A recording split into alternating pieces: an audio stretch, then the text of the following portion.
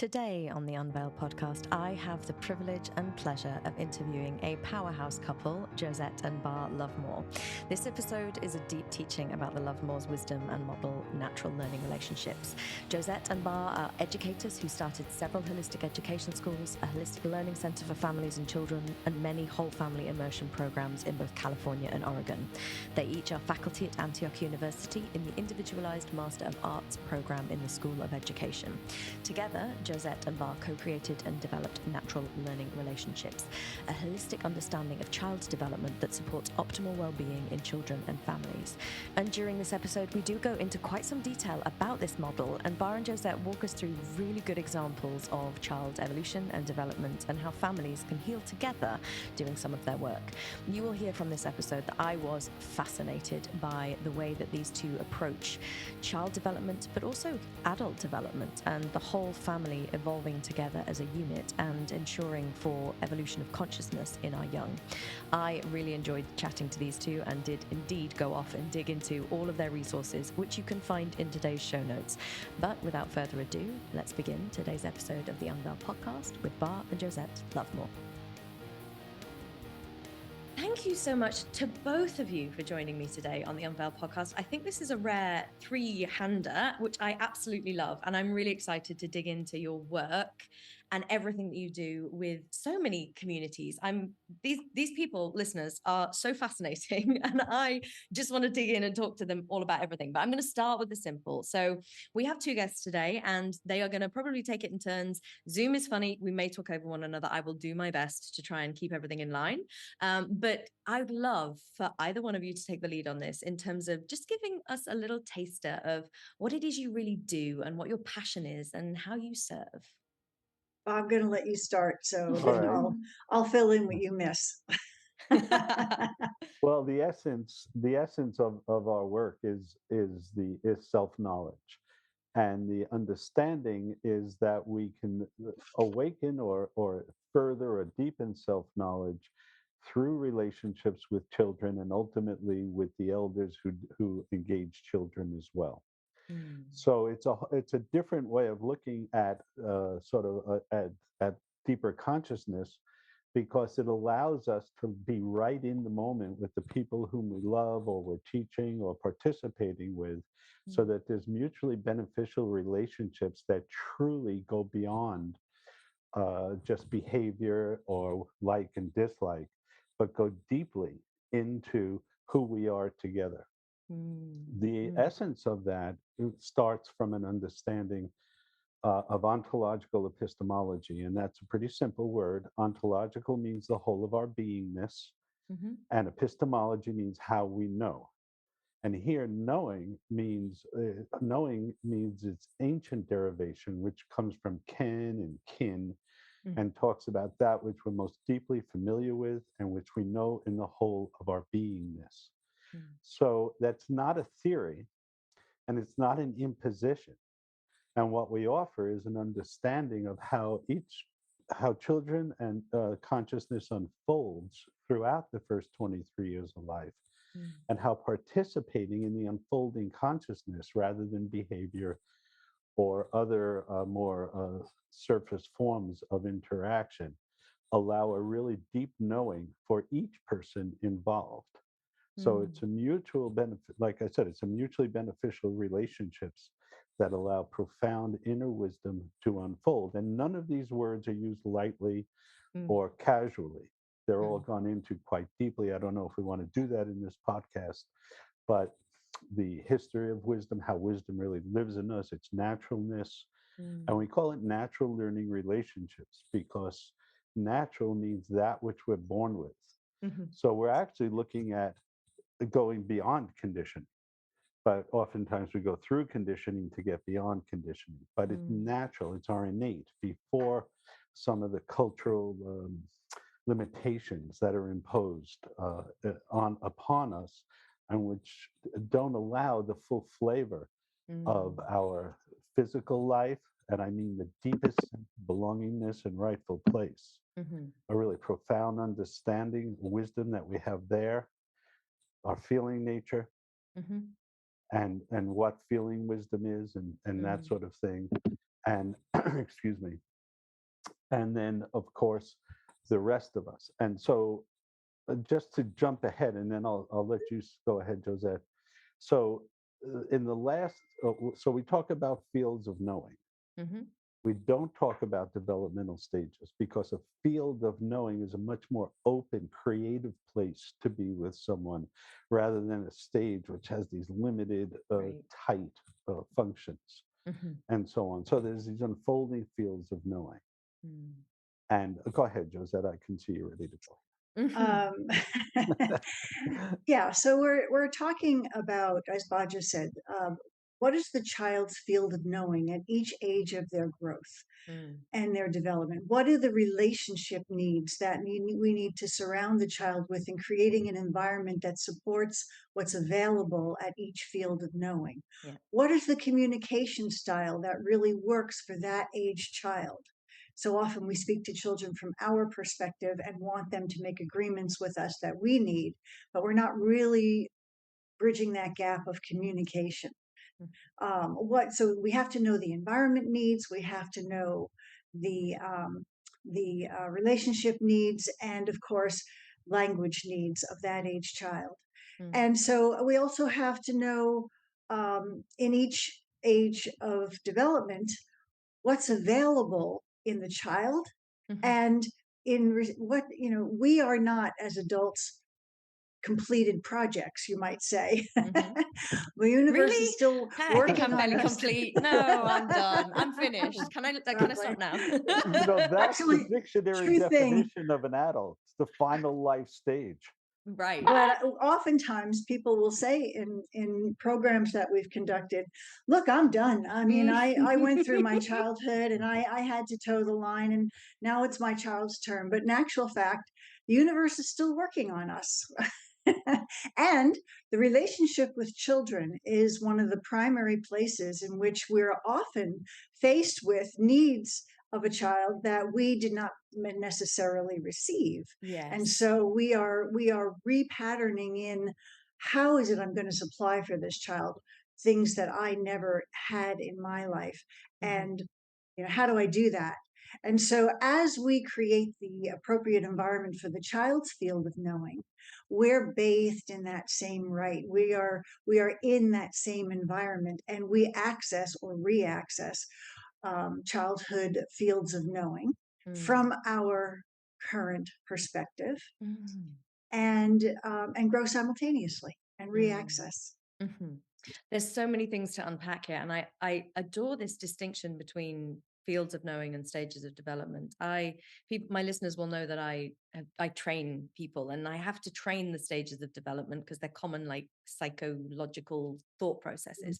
I literally say in my training, this does not stick in my brain. I have to look at the chart every time. I have no idea how to remember this in session because it doesn't quite land in my nervous system the way I'd like it to, as a body of knowledge that I'm using. But I really understand this kind of the fields of knowing, and how all of the patterning, the language patterns, the approach, the orientation must change over the evolution of a child. Mhm. And I do love how, obviously, when you're giving that wisdom to an adult who's then kind of always doing that retrospective history in their own minds of the things that they maybe didn't get and maybe didn't experience, it must be like a whole familial kind of like evolution in terms of the elders and the children. And it can happen in the class, excuse me, in a classroom too. Oh, great. Yeah. I'd like to just say a couple of things that open Mm. up when we look at it ontologically, that is in our whole being. How do children experience death? How do they experience love in different fields of knowing? Mm. What does community mean in different fields of knowing? How does devotion, what is the nature of spirituality in each field of knowing? Spiritual here is accepted as all and everywhere. Well, then it's here too. How do Mm-hmm. we recognize it? How can we relate to it? So Mm. these much more profound, if you will, qualities of human life Mm-hmm. are available, and and part. I'm so sorry. And part of that mutually beneficial dance between Mm-hmm. parent and child. Mm. It opens up a whole different world of how we participate in our own wholeness and in their wholeness. And it's really very incredible. It's ever It's ever learning. It's Mm. unbelievable. Mm. And I think So, I talk to people who work with adults a lot, because when we are trying to fix the problems, we have to do it with adults. And I'm obviously using colloquialisms, but like people who show up to work with me are adults who have problems of unmet needs in childhood and stuff like that. I'm speaking more and more to people who work either with children or with the family dynamic. And I'm loving it, because what I'm realizing is that there's a way to offset the problems happening, so that people like me who treat adults can be done out of a job in like the future, because it's all about the nurturing environment, it seems to me anyway, in terms of meeting someone where they're at starts from pre-birth almost. It starts from right there. mhm. So basically, when we're working with adults, I put the control in their hands by engaging in a process of development or adult growth that I use called self-inquiry. And I'm basically inquiring into encouraging them to inquire into themselves. And so giving them the tools to do self-inquiry inevitably leads to a way to differentiate from that past. Mm. And in differentiating from that past, that leaves an opening. And in that opening, we could say, like many adults who I work with have already examined their personal biographies, have already gone back and delved out, dug through all that stuff. So there's something other that needs to be happening other than digging up biographical history. Mm-hmm. And that has to do with um, reconnecting to the aspects of ourselves that we may have missed along the way. Mm. So that self-inquiry gives adults a self-reflection, well, first self-observation with children, then self-reflection on what we've just done, and then inquiring into how we came about that decision to act in that particular way, or to discipline in that particular way, or what we're going to do next. And understanding, how can I meet this child in the field of knowing that the child is in? How can I engage this child in a way that really meets what they're capable of understanding? And what that mean to me? What does that draw forth from me in order to do that kind of thing? So that process of adult development really opens up an avenue where we can be in what we call a wisdom-based relationship with the child. And that has to do with meeting the child in the field of knowing where they are at, and their wisdom capability opens up or awakens in us our field of knowing, in our wisdom capability, and it meets where the two of us meet, that wisdom-based relationship where we're not disciplining by punishing or taking away privileges, or taking away cell phones and things like that. We're really engaging in a process of guiding the child from the field of knowing that they're in. Maybe an example or a story about what might help our listeners. Um, okay, there's some pretty easy ones. A lot of people have the difficulty with early teen years, unfortunately, because they're really incredibly powerful and alive and meaningful and that sort of thing. And so, I mean, like an obvious story that's accurate is a parent has a hard time with horror movies. Children in those years love horror movies. They love, because they're looking at the shadow. Their interest is my autonomy. How do I self-govern in this world? And I need the freedom to do it, but they're brand new to it. So they don't know how to do it. So they're going to look at everything, including our shadow, as well as society's shadow in many ways. And so a parent has trouble because their nice daughter, who in the previous developmental state, in the previous field of knowing, was friendly and compliant and all this sort of thing, is now saying, no, we're going to watch this. Yeah. And the mother's appalled. And it's really quite deep. And it goes very deeply into the mother because of all the restrictions she faced. Right. in those years. And so Yes. she has a shadow there, a shadow around her own fears. She has a shadow of her anger towards her parent. Mm. She has all those things from her own restriction. And now here's her daughter going, yeah, let's watch horror movies. And she can't, and she resists. And so then she I think she attended a seminar. We've given so many seminars over the years and that sort of thing. And she attends a seminar and we say, you know what? You will not know your daughter unless you can participate here. So you need to do the self-inquiry process, the observation Josette was just talking about. While you're sitting there with your daughter, use the stop button and start talking about, hey, what is so interesting to you about this? Oh, wow. Yeah. And the daughter opens up. I'm redacting names, of course, and so on. And the daughter opens up and goes, yeah, I have those feelings. I sometimes want to murder. I want to know what blood looks like. Mm. And okay, how come? What's so exciting about it? I don't know what this world's about.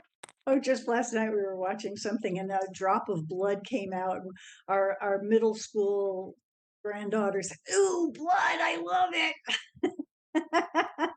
But I mean, that's it right there. That relationship right there is Yeah. allowing each of them to be who they are. Yes. But for the daughter to say, yeah, I need to discover this for myself. And I'm happy you're here with me. Yes. I love you being here with me, but not if you're going to tell me I can't do this. Sure. Sure. And we can extend that out and out into so many ways with that age. But there's many stories from all the different fields of knowing. Yeah. Well, for Uh, example, so Go ahead. may I? Yeah. So as that mother becomes more engaged in um, giving her daughter the opportunity to expand into her autonomy and become a more autonomous self, so too does the mother get to self-reflect. Oh, what's my resistance to this, and where did this come from, and how did I decide this wasn't a fun? We couldn't play with this kind of imaging, and I can become uh, gain more ownership of my authentic self. I have more social freedom. My child has more social freedom. And we can do this as parents. We can do this as teachers. We can do this as professionals. We can do this as grandparents, which is what we are right now, living with our teenage grandchildren. And it is a nonstop, continuous play of engaging growth, transformation. Victoria, may I back up here for a second? Mm. Because one of the things, natural learning relationships, one of the things that NLR allows and shows is that we're always playing. We are always playing. It's always like trying to understand. This is a vast and mysterious world we live in. And somehow we have this knowing faculty called consciousness that allows us to participate. And we're always playing. So one of the things that NLR does is it allows us to see how play is there in each field of knowing. Children don't stop playing when they're teens, when they're 21, when they're 11. They're just playing in a different field. Yeah. Yeah. And if we know that different field, then we get to play with them. But NLR is, because it's the seminal understanding, understanding, it is applied in all sorts of places. Rites of passage. We've done hundreds of them. Well, hundreds, scores of Maybe, them, possibly. scores of them, many of them. We've helped other people develop rites of passage that are developmentally sensitive. It's used in the Black Fathers Initiative. It's used by the Tibetan teachers in exile in northern India. It's applicable because it's us. It's our natural self, and then Right. each culture, each background, can go ahead and apply it according to their own ways of providing these relationships. I'll give you another possible example. Oftentimes, I work with professionals, and there was a time I was working with naturopathic physicians because the Naturopathic College of Natural Medicine is here in Portland. Mm-hmm. And I was giving a talk, and I was working. I had been working with a physician who was a pediatric physician, and he would have children come into his office, and he wanted to know how could he help the young child feel at ease there with their parent. And because little children want to touch everything. They want to touch the tongue depressors. They want to touch all the stuff in the office because it's interesting and new and different. So I encouraged him to have things that they could touch, that he could give them to touch and play with. So it's not a foreign place. Never say, don't touch. Say, okay, you could touch this. And this is what this does. Mm-hmm. And also there's a saying in the naturopathic world, heal the mother, heal the child, or heal the parent, heal the child. And in that respect, he was in the inquiry with the mother. He found out that in order for her to get to work, she would put her child in front of the television first thing in the morning so she could get dressed. Well, a reasonable thing to need to do. But he offered to her other ways of engaging the child with PlayStations and other than media or the television screen first thing in the morning, and how that affected behavior throughout the rest of the day, not only in the classroom, but then at home when the child came home from school. And so by offering the child different play modalities that were not screen oriented, how behavior changed. So, in nurturing this sensory organization or the sensory field of knowing of their world instead of screenplay, that organized the brain in an entirely different way. And we're not behavior modifying, we're engaging the child's field of knowing and ultimately affecting the things that we want in terms of the relationship with the child. It seems to me like the key here is about not suppressing the natural instinct, but making the environment and the way you meet the child conducive to that natural instinct being expressed. Yes. Yes. Unfortunately, though, the conditioning and the long years of conditioning have inhibited even the understanding of what that is. Yes. And one of the early, way back when, 35 or more years ago, one of the things that was very encouraging to me is a fairly good number of people who took seminars, or we created many experiential learning opportunities, would say, I know this, I knew it, I just never put it together. Yes. And that's just wonderful to hear.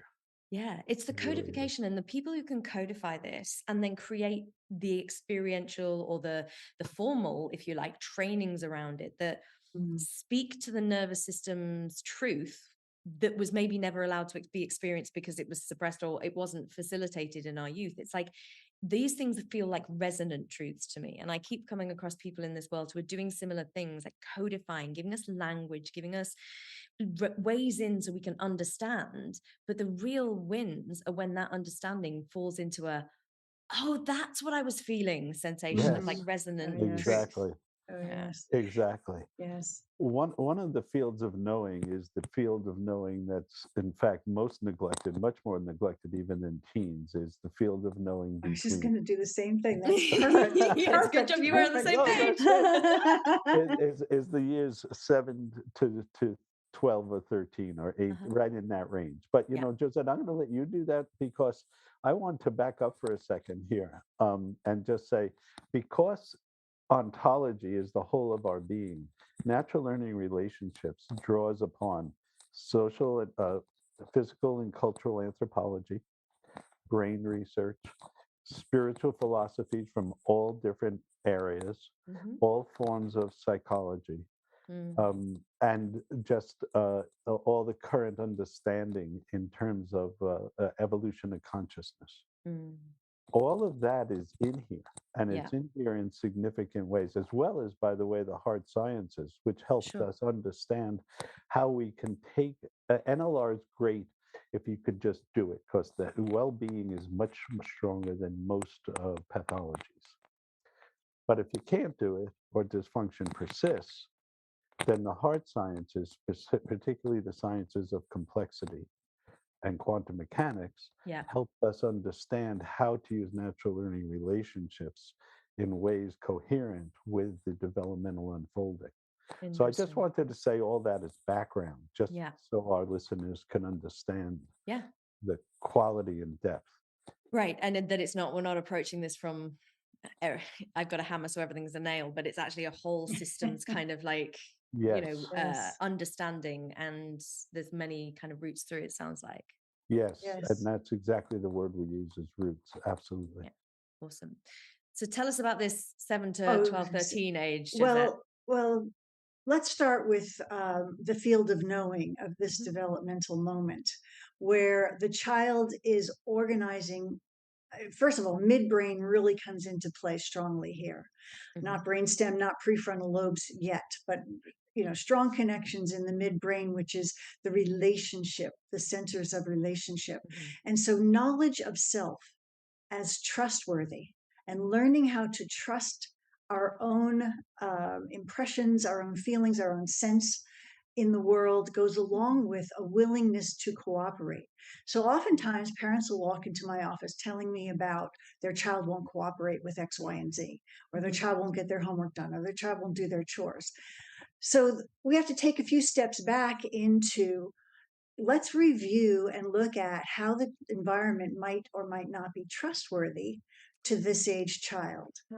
Can we engage this child's sense of honesty, this child's sense of fairness, not the adult sense of fairness, because our sense of fairness has a lot to do with our notions of right and wrong and our notions of our belief systems around these things, but the child's sense of fairness, which has to do with time spent together, which has to do with time spent engaging their interests. So, what is a trustworthy environment to a child has to come prior to, will my child cooperate, and how will my child cooperate with getting the chores done? The other thing we need to understand about age child is they work in community. The field of knowing, of trust, develops healthy in a very healthy way in community. So getting chores done, it's not go do your chores, it's let's do chores together. Let's put on music and dance around while we get this chore done. Let's play with getting chores done until the end of the song. How fast can we clean this room together so that we can go to the park or whatever we're going to do next? This is literally not what parents do, though. They're like, oh, I have a child. It's a useful, like, solo machinery slave in my house. Please load the dishwasher, sort of thing. Well, It's that's not how like they were treated. right. Yes, that's how we were raised. Great. Yes, these are your chores. You set the table, you unset the table, you do this, you do that. But with a child this age, community works best. You want them to dust properly. You don't say, "Oh, you did that wrong." You do it together, Do it together. and you engage in the play of getting the job done. Oh, I just remembered a spoonful of sugar. Never mind, I won't go there. So, although Mary Poppins, like, is a great. We've had Kate Appleton on this podcast, who literally has a whole thing about how Mary Poppins is a great allegory for various things, and it is that do it as a community. And I hope that my yes. mother is listening to this podcast, because this is the reason why I didn't do any chores when I was a child. You didn't do them with me. Well, and so then in that relationship, trust develops. Yes. Trust grows. And then your child starts coming to you with their things that are happening in their world. So if we want our children to talk to us, engage them together, and then they're asking you questions. Well, this happened to me with that teacher, and this happened to me over here. And they said to me I should do this, but in my heart, it just sort of felt like that. Then you can sort of say, yeah, you were right. And that's how trust starts to build, to where we can guide along with the child rather than top-down delivery. Yeah. And is that the sort of thing that persists into those teenage? Is this the same kind of theory? Like, if you build it at the beginning, it then persists. Yes, that's it. And the essence, because there will be places in the early teen years where the child's desire for autonomy outstrips their capacity. You have to make boundaries, and we can talk for days about how to make boundaries with kids that, as Josette said, are non-punitive and actually become learning situations. Yeah. But I want to go back to the field of knowing of which we're speaking, because I'd like to offer two stories. One, it talks about the wisdom of these children, and it happened in my experience that this one child stole something from a locker, and another child saw them. And the child who had something stole from stole the child from whom something was stolen. Yeah. The parents came to the principal of the school and said, "We have to find out who did this." Well, it turned out the principals knew who the witness was, but not who the thief was. So the principal came to the witness and put all this pressure on the witness.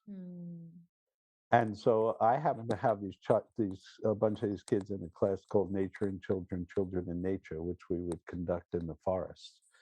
And and they started talking about it. And they came up with, I won't go through their process, but it took them almost an hour and a half. These are kids really engaged here because it's fairness, it's trust. Yes. It's their sense of justice. There's so much going on here for them. And so I actually asked a few judicious questions in the beginning and then backed off. But what they came up with, hey, this is not this child's problem. This belongs to the parents and the principal. They have to figure out how to do this. They want to know it. This does not belong to the child. The child's conflicted because the child's family ethos is you don't squeal. Yeah. But the school is saying squeal, squeal, squeal. Yeah, absolutely. Yeah. So the kid said, not our problem. They got to figure this out, which is such a beautiful response to me. That's great. Like, yeah, I think isn't it? So great, because I think particularly in certain age ranges, children feel like if the thing is being brought to them, they have to resolve it because the adult's giving it to them. So that it's like, okay, so it's mine to deal with. It takes so much for us, I think, even as adults, if we don't learn this, to actually give it back to the place where the responsibility lies and actually say, oh, no, this is a you thing. Yes, and it's in that feeling wisdom. It's an age of feeling wisdom, community, relationship, and so on. And I also want to now tell one more quick story because it speaks to a topic that's very important to us, and that is what we call the misdiagnosis of children, and that they act out of their own natural enthusiasm. Beautiful word, and then they get blasted for it.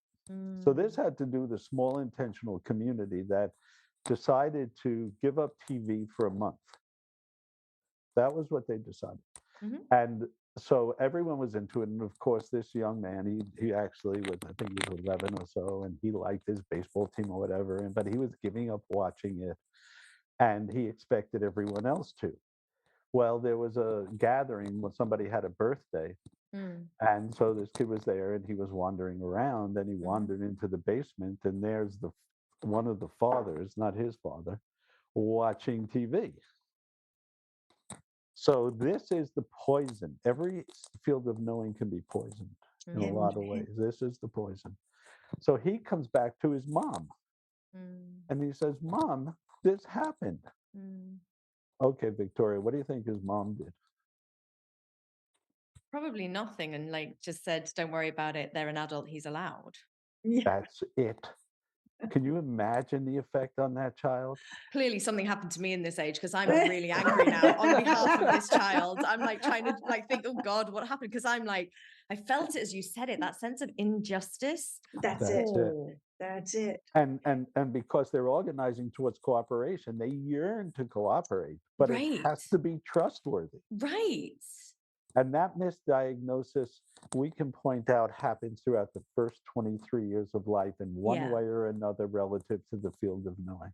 Interesting. And the simple thing is, if we learn what the relationship needs are for that field of knowing, we can create an environment, a classroom, a business office, whatever environment a child is in with us. We create that environment to meet those relationship needs. Then trust builds, and many things that we call problems shift.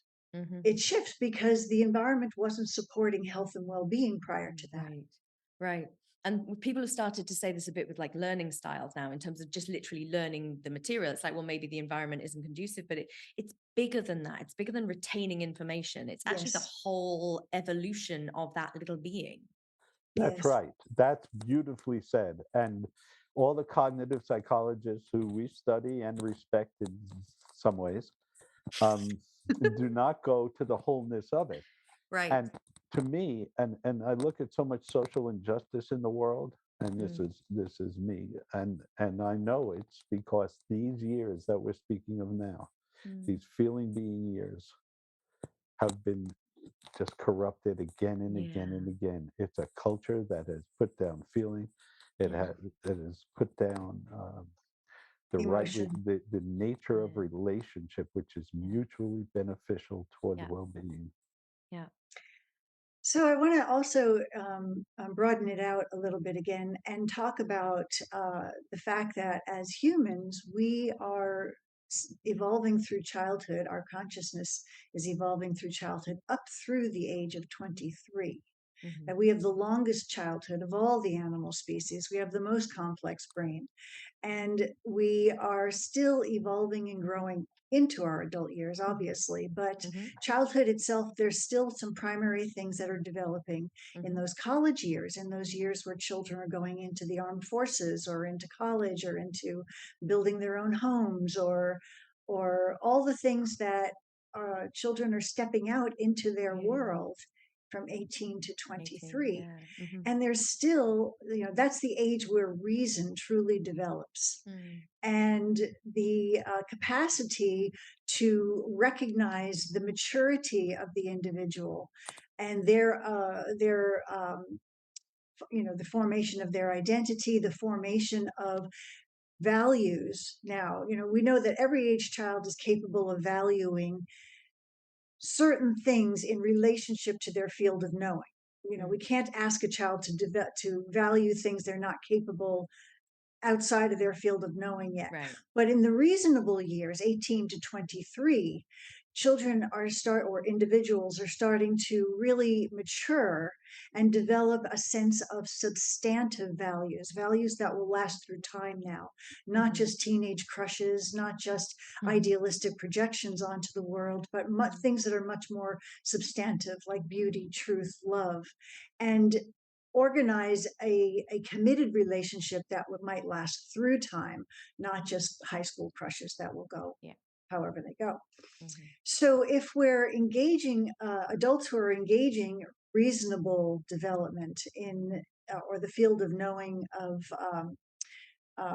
where the child is connecting on a much more global scale, universe and self, growing in knowledge of self as interconnected with the whole, a sense of humor that goes along with a sense of humility, and a formation of substantive values, we are engaging and guiding more through dialogue than through telling, than through top-down teaching, more through engaging the young individual in perspective shifts, which means we have to listen as much as teach. We have to engage the individual where we're allowing them to step into our point of view, but then we're also putting our point of view on hold and stepping back and going into their point of view to really exchange ideas. And this is the guidance that is much more effective rather than any of the former ways of teaching young adults. I want to say a little bit more about this field of knowing. Of course, as you see, Victoria, we could go on and on. I mean, I feel like we could have like 17 podcasts, but I'm fascinated, and I'm fascinated to get, as we move forward, I'm fascinated to get to understand like how you apply this. But yes, I really want this nugget of this field of knowing. Okay, and then we will certainly go into that.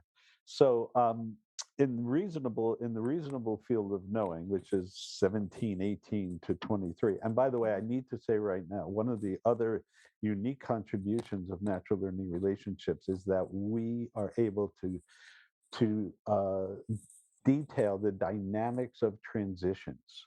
This is not, oh, this is there and now this is over here. It's not like it stops and it starts. There's a transition, and those transitions are one of the most fertile grounds for learning and one of the most fertile grounds for mistakes.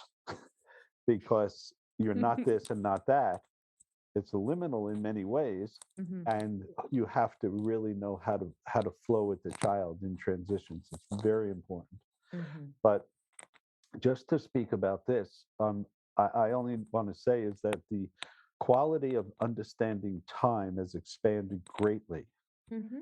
Children perceive time in different ways in each field of knowing. Reasonable is what we would call the ordinary big sense of time, galaxies, billionths of a second, billions of light years, that sort of thing. Yeah. But it's also the first time that the child can look back at their own development. Oh, that's fascinating. It is fascinating because then they can say, oh, I can see I didn't get this in this first field of knowing, or I didn't get this in the feeling field of knowing, and can begin to set up situations, especially with the help Josette's indicating, in order to allow that the full reasonable field of knowing to come through. And we get asked this all the time, and I can assure you, if you go through the open window and nurture the field of knowing that is available in that moment, it heals most of everything that came before.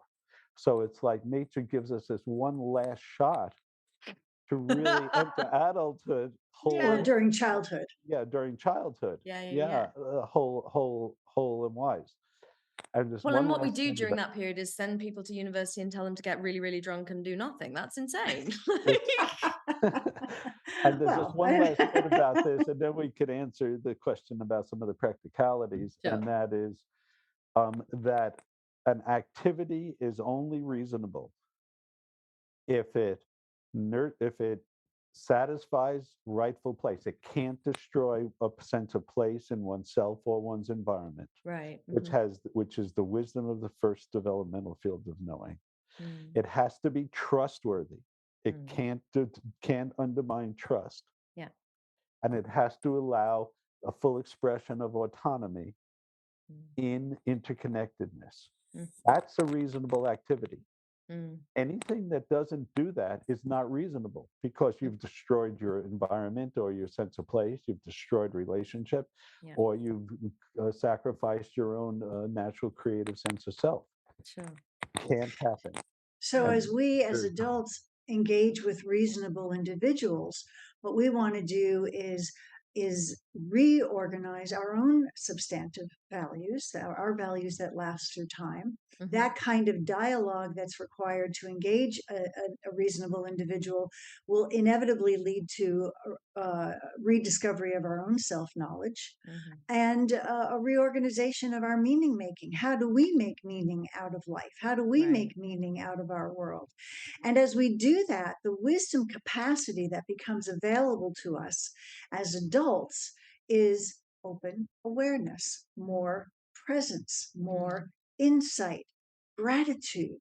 The feeling of gratitude, or the some people call it a spiritual awakening of gratitude, has to do with a satisfaction in life, has to do with an ability to feel centered and whole and connected to a greater sense of purpose and meaning. So these are the wisdom capacities that are available as we dialogue with reasonable being individuals. I kind of just want to put yours wisdom in like the water supply, because this feels like, do you know what I mean though? This feels like baseline, everyone should know this stuff. I think so. That's why we teach in colleges and universities. Well, I was going to come on to that, because it feels like this should be in every school. This should be state funded. This should actually be supplied by the schools themselves. So like, we try. We're working on it. We're not very good at publicizing ourselves, though, Victoria. I'm going to make them listen to this podcast. Like I'll send it to the government. Send it to the government. But you had a question, and could you? I think it was something about practicalities. The practicality, and more. The question, sort of the broader theme of the question is, like, how do you work? So do you work directly with families? Are you doing group stuff? Are you taking it into colleges? Are you training? What's the kind of spread of what you do? Because I know that my listeners are going to be like, I need to know all the things. So the answer to that is yes. Yes, on every front. Yes, we work with individuals in a private practice. We work with families when requested to do so, and when we like it best when parents are involved. We each teach classes at Antioch University. We each have private practice, and what was the third or the fourth one that you suggested? Well, Oh, we used to do workshops, after yes. a long history of experiential learning programs, Yeah. and Victoria, I just want to back up and give you one quick example of Go then. one that we would create. Mm-hmm. So we were very popular in the early mid '90s and early aughts in Northern California, Mm-hmm. and many of those people who took seminars with us became donors to the nonprofit which we were running. Yeah. And so we were able to take control of a learning.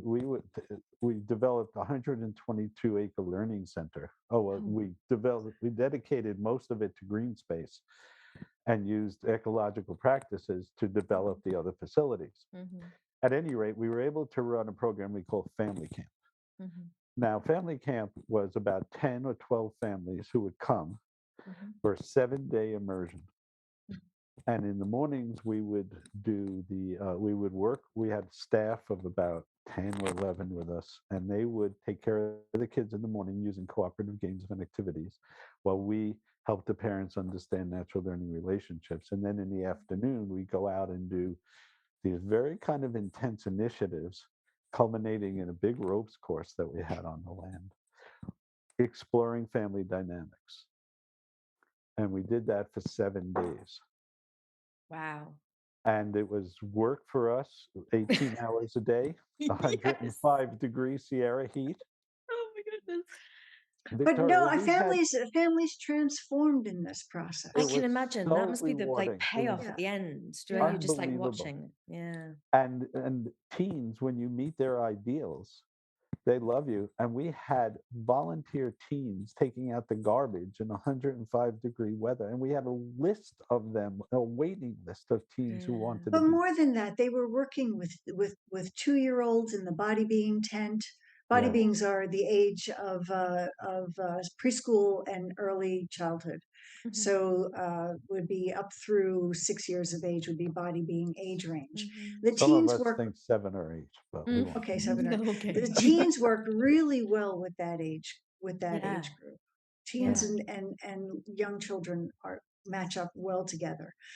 And they were fantastic with the little kids. They would Yeah. read to them and play with them and engage them. And it was just a wonderful, wonderful experience for the parents would often just sit and watch the teenagers engage Yes, the little ones. which we would encourage. Yeah.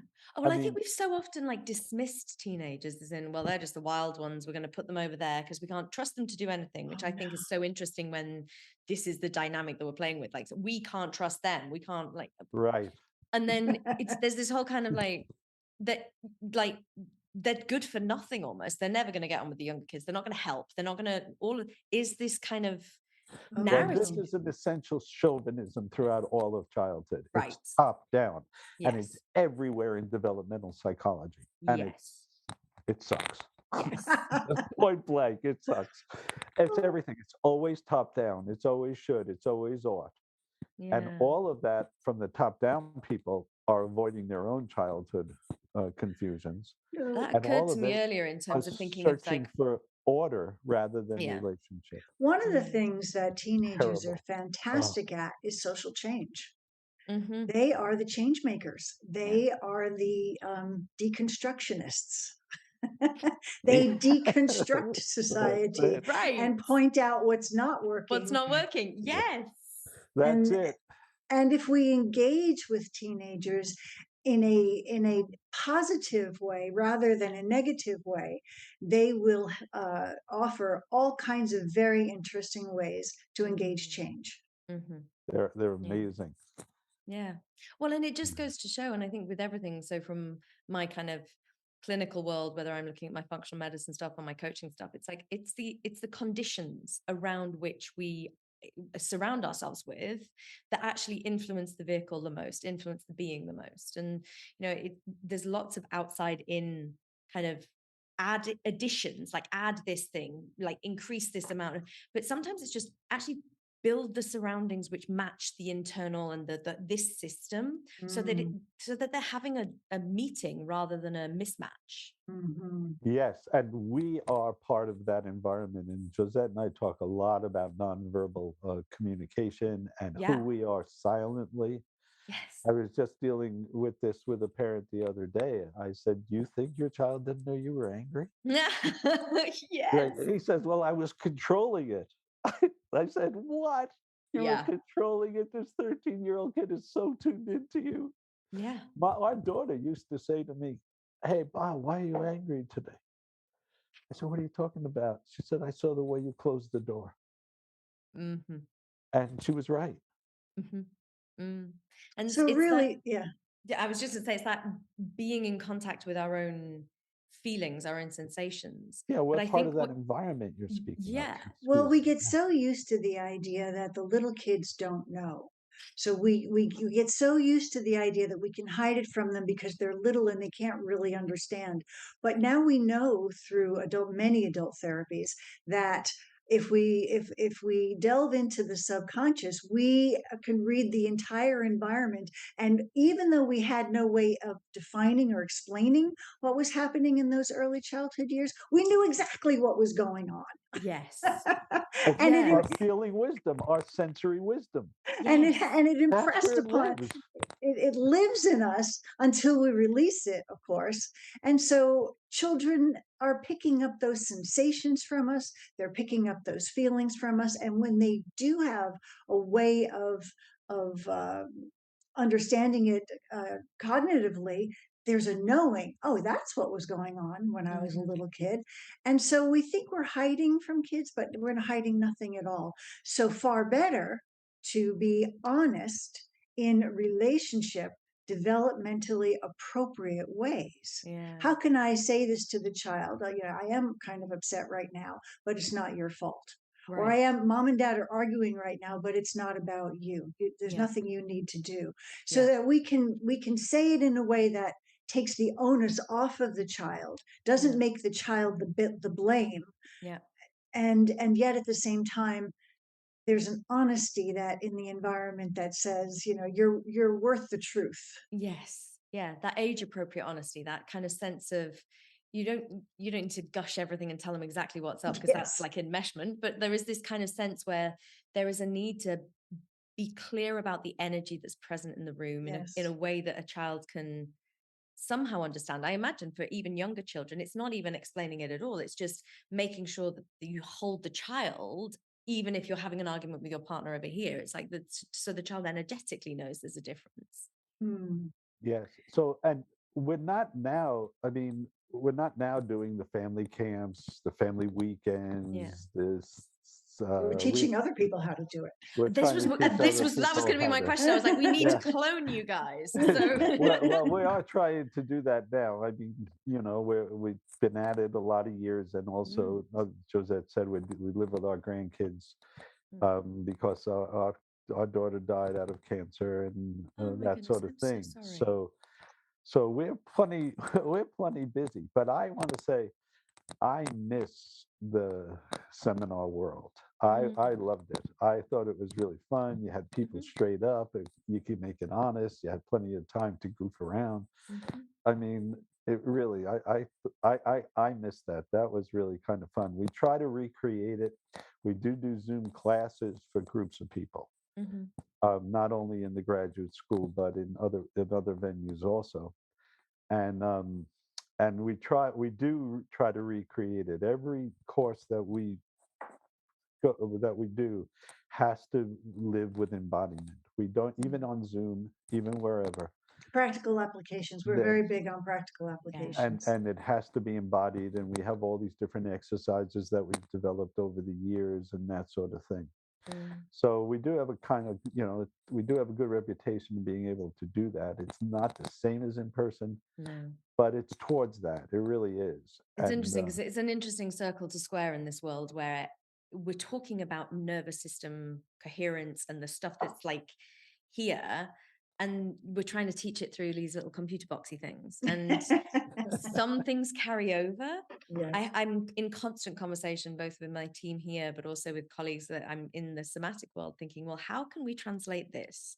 It's felt sense experience, it's embodied, it's a resonant field through the medium of filming. And it has to be doable, but it's not through these little zoomy box things. It's just not. Well, we do our best with what we've got. We do our Right. best. Since And the pandemic, Sure, and of also course, being yeah. able to reach the beautiful thing about technology is you can reach people across the world. Right. You can Yeah. have people in one room technically from different countries. It's amazing. And how does your work fit cross-culturally? Because I imagine in certain cultures there's amazing, different. Does it? Yeah. amazingly well. We were due to leave to northern India to be with the Tibetan teachers in exile 3 days and then they closed down the airports for the Before the pandemic. borders closed.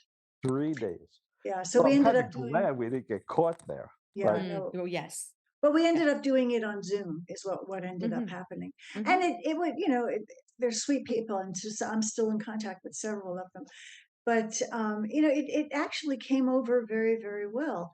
It's not a it's a bases itself in consciousness, Sure. not in culture.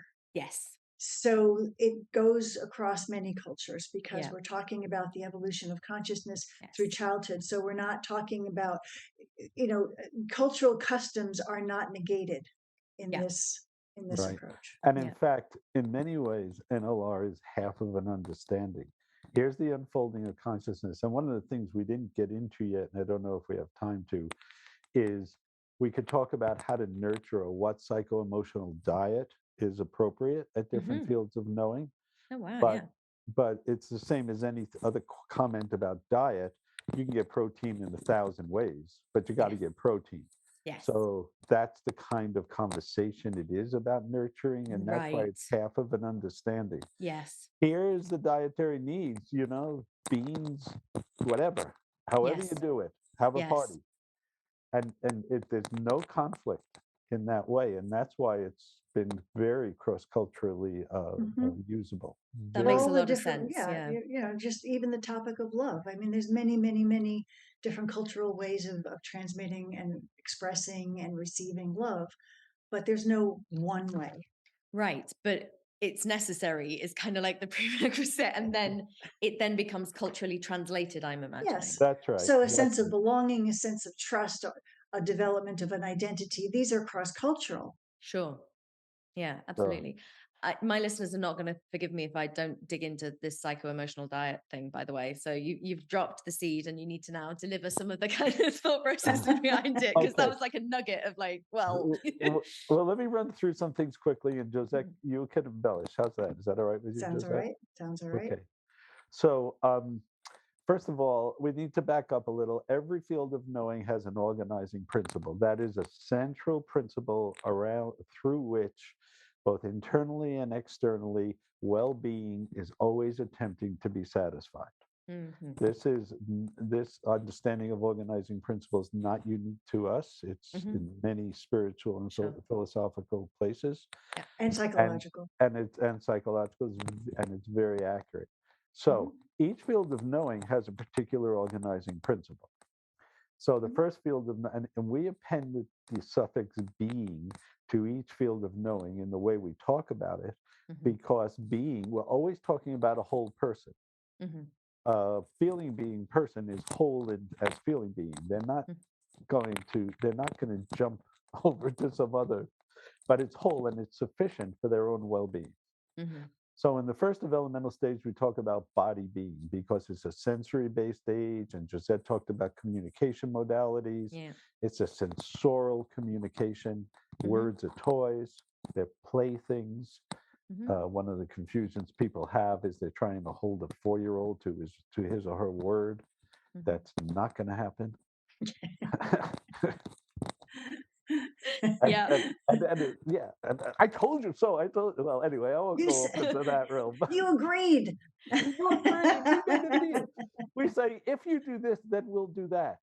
Think about that. I listen to adults trying to rationalize with their 2 or 3-year-olds in a supermarket, in a grocery store. And I'm like, how do you think that's going to work? That's capacity. Yes. They're so in the moment. 5-year-old, what restaurant should we go to? I don't know, the one with the pink walls. I don't know.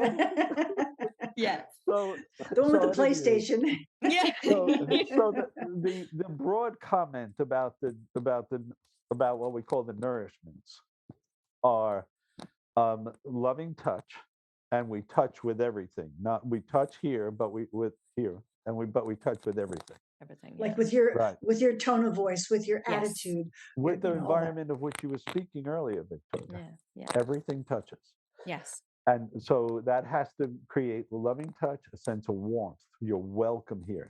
This is all to develop the organizing principle of rightful place. Yes. Loving touch, warmth, flexibility. Your sense of time is not this kid's sense of time. Yes. And you need to spend maybe 2 hours a day walking up the driveway and noticing every pebble. That's fine. That's actually an incredibly loving thing to do. Right. Yes. So, for example, but flexibility along with security. So, as a quick example, when I would take kids out into nature, there would be beautiful trees to climb. I always made sure of that, and they start to climb, and I know that they're not looking down; they're looking up. So I wouldn't say, "Oh, don't go up there; you might fall." I would climb behind them. So it was secure, but it was flexible. They could do the climbing. I was providing the security. That's an optimal situation. Yeah. And we just try to keep that in mind. And the other thing is a really rich, textured sensory learning environment, which Josette spoke of as she worked with the naturopath doctors. Yeah. Yeah. Okay. So then there's transition, which we can't go into now. It's much more detailed. Yes. And then the next development, the next field of knowing is let's alternate. Okay, cool. Go. So the next field of knowing would be the organization of trust, as I talked about a little bit earlier. And that organization of trust requires an environment of fairness, people who are fair, people who are just, people who are caring. But here's the unexpected thing: adventure. Kids this age feed on adventure. Why? Because the breadth of feelings, the heart center is opening, and the heart center needs inspiration. It feeds on inspiration. And so the nourishment of inspiring experiences out in adventures in nature, out in sunrises and sunsets and glorious orchestras playing incredible music and art galleries and just wonderful things that allow the child to feel the sense of awe and wonder. That's a feeling experience. Can't be taught, must be felt. So these are the psycho-emotional things that this child needs. Josette. Children need mentors, caring, feeling mentors who are honest, who are fair, feelings of transcendence. Somebody who can bring the child into an experience where they have the direct experience of transcendence. Mentors who are willing to be, I think I said honest and fair. People who are willing to explore the cycles of nature with the child. Yes. So that the developing conscience is something that's developing. Kids aren't necessarily, we're born with the capacity for conscience, but we need the right environment for conscience to develop. So a good feeling mentor will give the child opportunities to develop a sense of conscience, a healthy relationship to conscience and with others. It strikes me that this age period as well is kind of where creativity is encouraged. You were speaking about the adventure and the mentorships, and it's like I did music from a very young age, and I was very lucky to watch orchestras, go to theaters, all those kinds of things, because I was interested, but it was nurtured. So I had that dualistic explore the adventure of the creativity, but also have mentors encouraging it with me, and I keep it with me. And I meet adults these days and they're like, oh, I never really had that. It's that phase of like that passion and that interest meets somebody who's going to go, okay, let's sanction it, and then take me to places and watch the theater shows. Yes, wonderful. And that opens and broadens a sense of wonder in the world that you don't get from a book. Well, Josette, you're going to co-lead a course with Richard Lewis. Well, that's still in the process of being organized, but we are attempting to put together Richard does poetry with kids in nurturing the imagination of childhood through taking ordinary things and seeing the unordinary in them. I mean, Yes. we all categorize quickly and put it in. This is what this is useful for. But what if it's actually a boat, or what if it's actually something? There's opening up the imagination is what this course is going to be about. That sounds So, awesome. why don't you go forward into So the next field of knowing we call ideal being. And just quickly, we call it ideal being because it's that young teen years, and we've got to go ahead and we have to figure out how to self-govern, and we don't know how to do it. So we project ideals. And we project ideals, and then we try on different identities to see if those ideals are going to work. Yeah. And we are naive when we do it. We are not. My mother said to me, "You're stupider as you get older." I wasn't stupider. I had a whole new way of knowing the world. Right. It is. It's a whole new way of knowing the world that I had, and I was playing in it. Yes. And so you really want to allow those ideals to be played with as long, and then so if you set up boundaries, which you have to do because they will get excessive.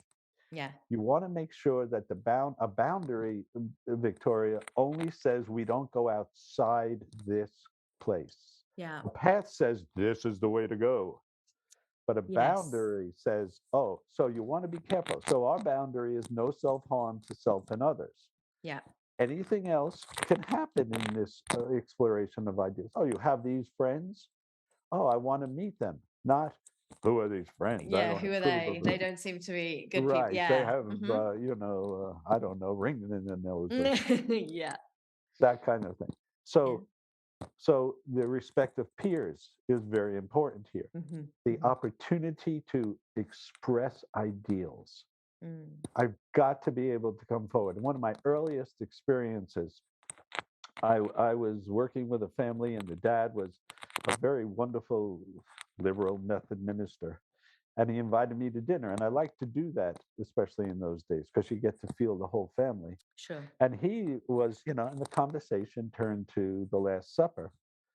And he gave a traditional, if you will, Methodist comment on it. And his son, was a kid I was working with, said, "No, you got it wrong." And the father's like, "What?" And he said, "Yeah, Judas couldn't be that close to Jesus. Jesus would have to know who he was. That's ridiculous. You're telling me this guy, Jesus, was all-knowing, and he's got a traitor next to him, and he can't get the vibes? That's a little weird."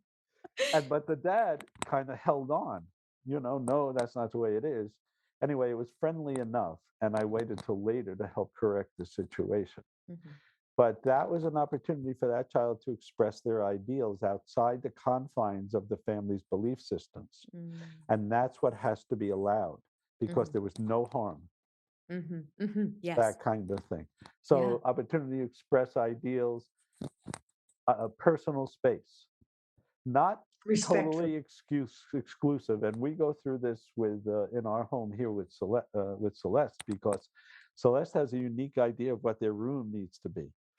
And that's okay up to a point. Yes, within reason. Yes. So, I mean, my boundary is no wet towels, no food. And when we do the wash as a family. When we do the wash, you put away your clean clothes, that kind of thing. And that and once every 2 weeks, you got to pick things up altogether. That has been an ongoing negotiation, Victoria, for 2 years now. And I don't expect it to end very softly. And you'll see the sign on the door. Yes. Knock before enter at your own risk. I put a little bell on my door at this age so that I could hear when people came into my room. I was like, no, I need alerts. I need to know. And I wasn't doing anything, but it's just like my personal space, please. Yes. So even when we have worked with families who don't have a lot of financial resources, we'll suggest putting a sheet down the middle of a room or something like that. Yeah. Just to create some sense of personal space. For sure. Yeah, that's a great idea. Yeah. And what are the others, Josette? Did I name them all? There are a few I others. think very good. You came close. I came close. There's a Challenges couple. within the realm of Oh, to this, success. that's really important. Mm. Challenges within the realm of success. Mhm. The challenge for a child who's not linguistic, not verbal, not mathematically oriented, to learn pre-calculus in high school is not a challenge in the realm of success. Yes. And so that child becomes disaffected Right. and angry. Yeah. Yeah, yeah, yeah. And that anger, Especially if the teacher uses shame as a form of teaching. And it's so common and it's so frustrating. and the shame can be in the form of grades Yeah. because kids talk about grades. Yeah, yeah, yeah. And is I know for me, I lied to cover up some of my bad grades in certain schools because I felt so much shame about it. Yeah, yeah. And So, that sort of Bob, one more thing you have to talk about. I don't know how we are on time, but you must talk about freedom and responsibility. right. So so the organizing principle is autonomy, but with it comes the urge for freedom and power. One of the things that we have to understand and always bring forward is freedom comes from responsibility. With responsibility. And I'll say to them, can you show me any freedom that's possible without responsibility? Can we Yeah. have free speech Mhm. unless we take responsibility to organize our government that way? And I'll joke with kids and I'll say, hey, you know, you're going to get your driver's license. So I'm really happy for you. So let's go drinking the night you get your driver's license. And they'll go, what? Are you crazy? And I'll say, yeah, because the freedom to drive comes with the responsibility not to kill yourself or anyone else through drinking. Sure. I mean, it sounds simple, but it's an easy way in. And Yeah, you yeah. can always bring that forward. Celeste has a responsibility to the house with her room, especially with the common rooms, which she is spectacular about in Right, caring for. right. So that's what we do. And it really hits with the kids. They're open to that. You're But then you giving have them, to give them the freedom side as well. yeah, that's what I was saying. You're giving them the thing that they want, and you're also saying, and there's this other thing that comes along with it.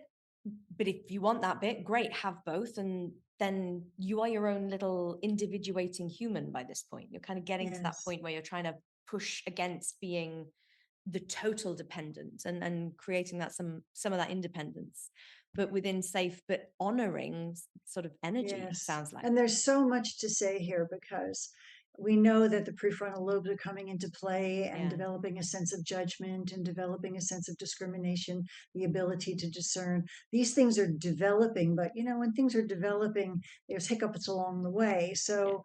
there's many, many, many things we could say here, but we have, in Yeah. the respect for time, we have to go forward, Bob. Yeah. Please do. So we'll go to the nourishments for the reasonable individual or the development of true reason, which is the recognition of the child's equality. Mm-hmm. We have to see them as they have achieved certain things in their lives, and we have to recognize the achievements that they've made without holding them to it. Oh, you're a great baseball player. I hope you'll try out for the team in college. Yes. No, maybe that's what I did in high school. That might not be what I'm going forward with. Right. Yeah, for sure. Yeah. The recognition of their ability to commit to a topic, to a subject, to a person over Mm-hmm. time, to explore it, to engage it, and then maybe leave it. And then the recognition that they have the ability to self reflect in Mm-hmm. a new way and really come upon their own self knowledge. They have the ability to compare systems. Mm-hmm. They have the ability to explore systems and dynamics and new ways to experiment, Mm-hmm. to set up hypotheticals and see how they work Mm-hmm. and learn from those experiences. They really would. One of the things that we want to give this age child is a recapitulation of their own life, all Mm-hmm. the way back from before they were able to make decisions for themselves, Yeah. where we were making these decisions for certain reasons, but we didn't really know all the ins and outs of how that met them internally. Mm-hmm. So we recapitulate, or it's actually a whole day ceremony and we'll bring in artwork and all kinds of artifacts from our lives together so that we can discuss every aspect of their lives and gift it back to them with the full knowledge of how it is we were making decisions, and they can tell us what that meant to them. Right. I've done this with several families now, and I did it with our own. And invariably, we're surprised by things that we thought were traumatic. And the child's like, oh, no, that was no big deal. But when you did this, that was a really big deal. And we didn't know. This sounds like such a gift. Like, this feels like this is so therapeutic to every single person in the family. It's like, it's almost like can we just check that we were on the same page for all of this history stuff? Exactly. And clearly you weren't, but no, you don't need to be. It's just, you've had the conversation, and it feels like it's great training ground for adulting, for want of better words. It feels like it's a great training ground for that child to then communicate much more cleanly with people about their feelings as they arise. Exactly. It's like taking possession. I take possession of my own life now. Yeah. And then I can go forward centered in that. And so that also gives me the ability to investigate life deeper and to act with discernment and to be able to discriminate better. And it makes for lifelong friendship. It does. It does. So what's organizing there is an interconnectedness with all life, humor, humility, the ability to act with intentionality, the ability to be incisive, the ability to be in relationship with natural systems, a more global perspective. Wow. So that's it in a nutshell. In a nutshell, yeah. I know that all of my listeners are going to be absolutely in love with you guys, and we will make sure that in the show notes I put lots of resources of places to find you, jumping off points, things to start to explore and to find themselves, because I feel like having this, even as an adult, I'm thinking to myself, I kind of want to go back and have a chat with my mother about this thing and this thing. Like, it's that kind of happens, like, Victoria, right. That happens. And I can imagine, and my mum does listen to this podcast, and she'll be interested, and she'll be like tracking and thinking of all the things, because there is this essence of, it's always good to reflect and reevaluate some of our pasts and some of the things that we've been through, because sometimes we're moving so fast through the moments that we don't even notice. And I love that you're giving this to, it's like a slow down, be in the moment energy all the way throughout it. So, and the key to being able to reflect back is no shame, no blame. Yes. That is no judgment. Yeah, because it's a killer to judge ourselves. And look, there's no way you go through life without making lots of mistakes. Myself, everybody. So take it easy. Yes. Oh, if I knew then what I know now, I would have done it differently. Of course you would have done it differently. That's called the benefit of hindsight. Yes. I think though a really important part of that is that noticing in myself where didn't I do it or receive it. I'll start to see, oh, I didn't receive the feeling being nourishment. I didn't receive the sense of autonomy or whatever. That was inhibited in me, even when I'm, 55. That's one of the reasons I love to do all this, is because I'm always learning about myself in it. And so it has that value of just allowing us, we're evolving emergent creatures. And we need to be in touch with that. Becoming conscious of our consciousness. Oh, with that, such a sweet place to end this. Thank you so much for spending all this time with me today. I have absolutely loved every single second of what you've shared, and I will be doing my own Google search for all of the things that you guys have done. And I do have this desire to create this education for people and to ensure that people know that there are things out there which make this kind of, parenting or like all the things actually doable. Like, people say there's no manual, and it's like, there actually is. So thank you. I really appreciated your time. Well, Victoria, thank you. I will be sure to send you some links and to articles and things like that.